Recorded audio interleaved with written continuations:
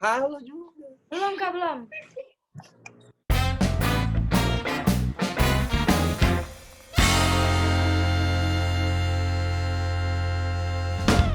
Halo Kak Nadia, selamat sore ya Kak. Halo Kak Albertus Danang. Nah, terima kasih Kakak udah menyempatkan waktunya untuk hadir di proyek kami yaitu Bikam UB.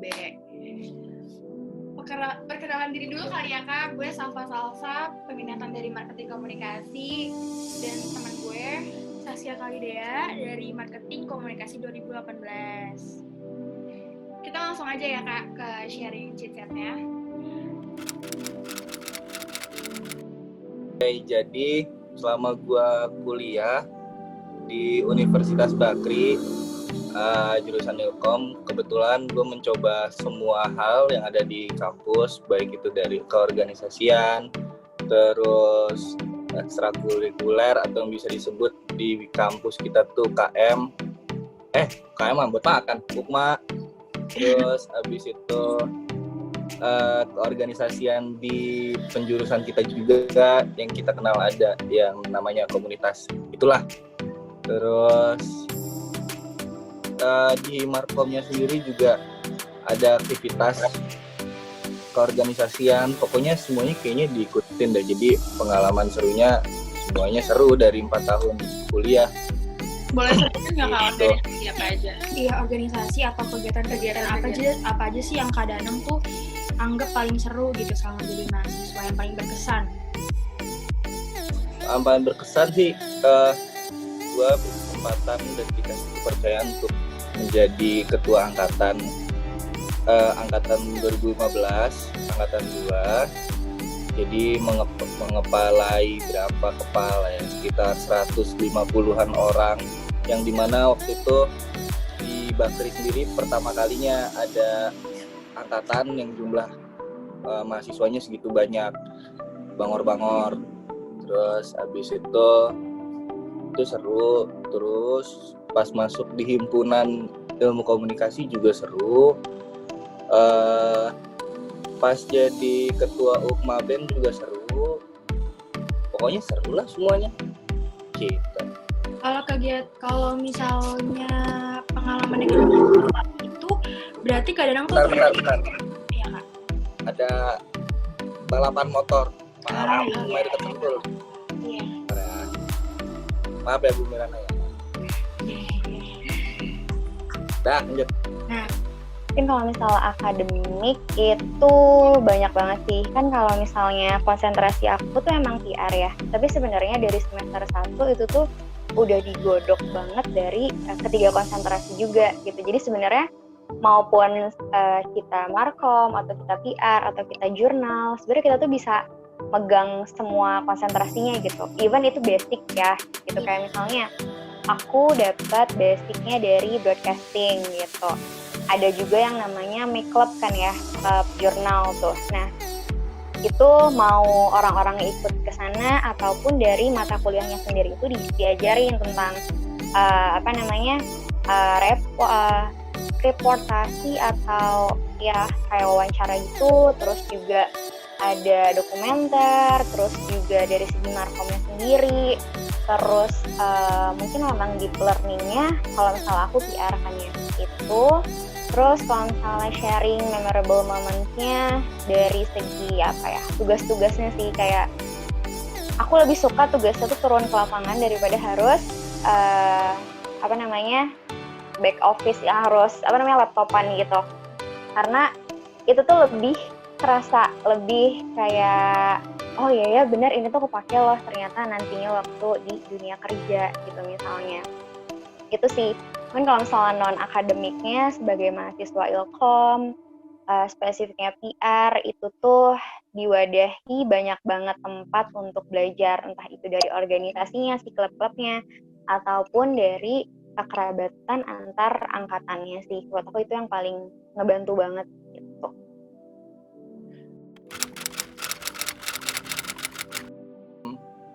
Gue ngerasanya kalau misalkan ini pribadi gue, kalau gue tidak mengikuti kegiatan di luar sana yang difasilitasi oleh kampus dan juga jurusan kita sendiri, justru itu sama aja kita kayak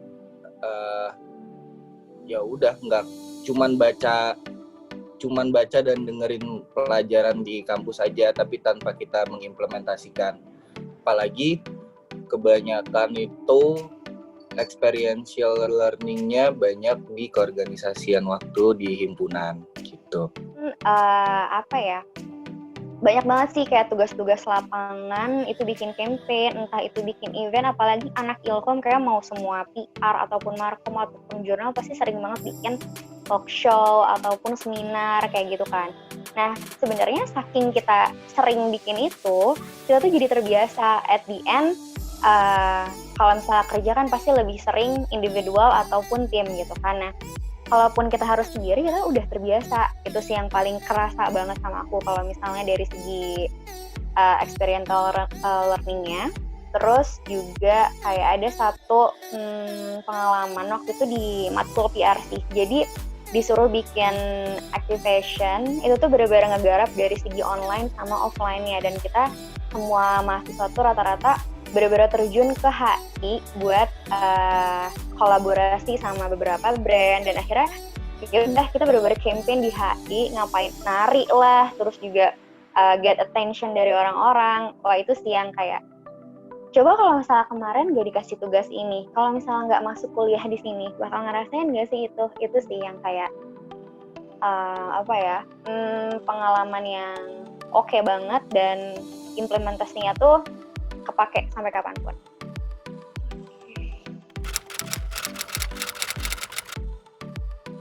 Ini gue sebutin dari hal yang paling sepele ya, yang pada akhirnya membantu gue secara tidak langsung dalam berkehidupan setelah kuliah, yaitu berkarir. Pertama, waktu kita pasti semua anak Ilkom mengambil mata kuliah yang namanya etiket bukan sih namanya? Iya, betul. Nah, etiket itu pas waktu kita belajar, waktu kita kuliah tuh kita kelihatannya kayak sepele aja. Ini ngapain sih kita suruh pakai dasi, terus ngapain sih kita diajarin ini garpu, ini sendok, di sini ada pisau. Nah, itu kan kita masih kayak wah absurd nih. Dan tanpa disadari itu tuh sebenarnya akan membantu kita ketika nanti kita dihadapkan oleh kehidupan di dalam pekerjaan, kayak tiba-tiba kita meeting sama orang asing, atau kalau gue waktu itu karena gue sempat kerja sama orang asing, makan bareng gitu, duduk nih makan steak, gue mikir kalau aja itu gue nggak belajar etiket, mungkin tuh steak gue anggap kayak nasi ke tangan. Betul. Saya beradab. Iya. Itu kan salah satu experiential learning. Terus kalau yang sedikit upgrade-nya lagi, skill dalam videografi juga fotografi itu ngebantu banget, khususnya apalagi laki-laki. Gak tau kenapa kayaknya di Ilkom tuh banyak banget cowok-cowok yang pada akhirnya suka pegang kamera, baik itu ngedit ataupun ambil foto video. Nah, itu sangat difasilitasi dari pelajaran-pelajaran di kampus.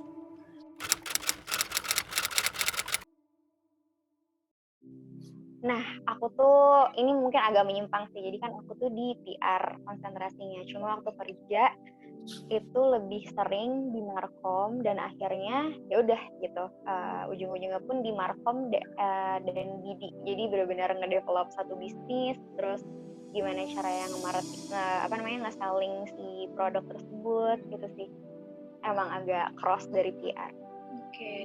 Nah, sebenarnya menurut aku orang-orang Ilkom maksudnya nggak tentu dia bakal masuk Ilkom lagi gitu loh. Banyak kok kayak teman-teman aku jadi HR kayak gitu kan. Terus juga ya jadi bisnis, jadi account eksekutif gitu. Tapi kan memang basic dari Ilkom sendiri yang kita dapetin itu komunikasi. Kita gampang mingle sama orang gitu kan. Terus networking-nya luas itu sih. Nah, terus dari segi pekerjaan sendiri menurut aku kampus tuh nggak menentukan sih, kayak misalnya entah itu kita dari kampus mana ataupun jurusan apa, itu tuh ngelihatnya nanti ketika kita di hire, ya udah dia benar-benar ngeliat potensi kita tuh di mana, dan kemauan kita tuh mau jadi apa sih gitu, kita bisa nggak sih di situ gitu. Misalnya kayak selama ini belajarnya cuma PR doang, jagonya oke, yang kita tahu cuma crisis, CSR, branding, activation, tapi ternyata kita tuh punya sisi lain yang gue suka nih fotografi, terus suka tentang bisnis kayak gitu loh. Nah, nggak ada, kita bisa aja gitu loh tiba-tiba di hire jadi bidang tertentu di luar majornya kita gitu sih. Jadi tetap harus banyak belajar di luar dari major kita.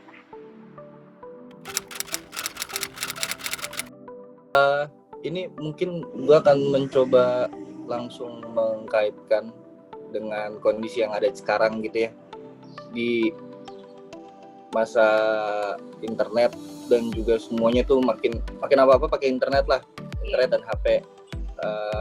Menurut gue kita emang swasta gitu, dibanding sama PTN pasti PTN akan lebih dilirik gitu, diprioritaskan baru kita.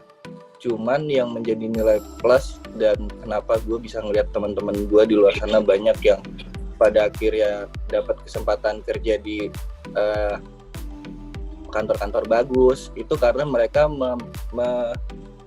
memakai waktunya semasa kampus untuk bisa ngulik dan juga mengupgrade skill mereka, soft skill.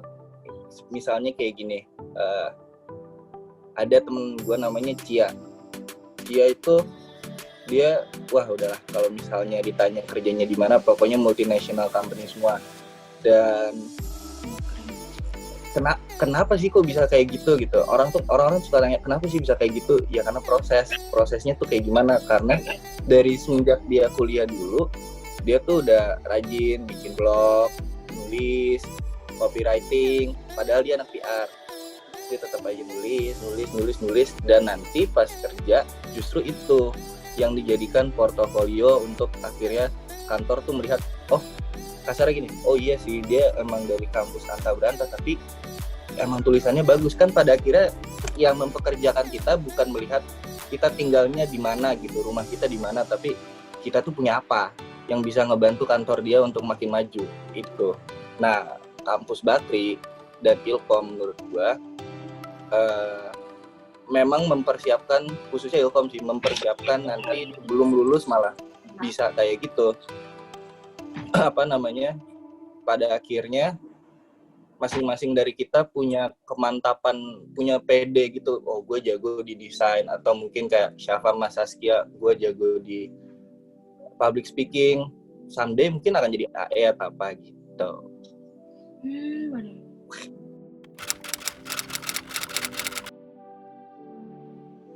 Kalau misalnya menurut aku itu tuh nggak bergantung sama kampusnya sih. Kayak misalnya oke lah dia dari kampus ternama gitu, atau dia dari kampus negeri gitu kan. Tapi kalau dianya anak kupu-kupu, kuliah pulang, ya udah gitu, emang cuma menangin GPA-nya aja, tapi nggak punya pengalaman apapun, entah itu organisasi ataupun pengalaman magang, sama dibandingin nih sama orang yang dari kampus yang mungkin kita bilang dia kampus biasa aja kayak gitu kan, tapi dianya ini aktif, entah itu organisasi ataupun dia udah starting kayak part time, dia freelance. Aku yakin bakal lebih menang yang dari kampus biasa itu sih, karena maksudnya mungkin apa ya, kalau misalnya ternyata in real workingnya itu tahapnya pasti kan orang screening CV ngelihat dulu univnya dari mana, tapi kan dia juga langsung ngeliat tuh pengalaman ini apa aja kayak gitu. Oh ini banyak nih, pasti dia bakal ngambil yang banyak, dia ngeliat dulu orangnya gimana kayak gitu, bener nggak ini experience-nya atau dia cuma cuap-cuap doang di CV-nya kayak gitu. Terus kalau misalnya memang dia bagus, dari pengalamannya pasti kebentuk kan cara ngomongnya gimana, terus pokoknya kelihatan dia emang orang yang benar-benar berpengalaman beneran sama dia yang cuma sekedar nulis di CV aja gitu. Itu bakal kelihatan banget, dan akhirnya ada banyak kemungkinan besar orang dari kampus biasa aja tapi dia aktif itu bakal masuk ke tempat yang mereka pengen gitu sih.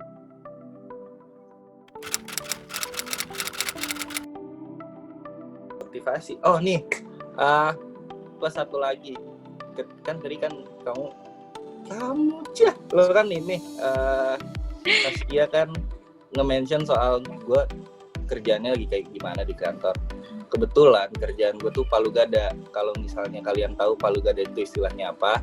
Istilahnya adalah apa lu mau gue ada gitu. Semuanya gue kerjain. Dan gue lagi di agensi yang dimana medianya media musik yang sekantor sama Laleo Manino sama anak-anak Malik and Essentials. Nah, kerjanya kayak gimana? Kak, salam. Malik. Hah? Ya udah lanjut. Malaikat. Nah, Oke, itu lanjut, Kak. Kerjaannya benar-benar gue emang anak markom dan gue dipekerjakan di situ sebagai account eksekutif yang dimana nanti tuh intinya ketemu orang, approaching orang, deketin sampai akhirnya kalau mau nggak kolaborasi sama kita. Nah kayak gitu.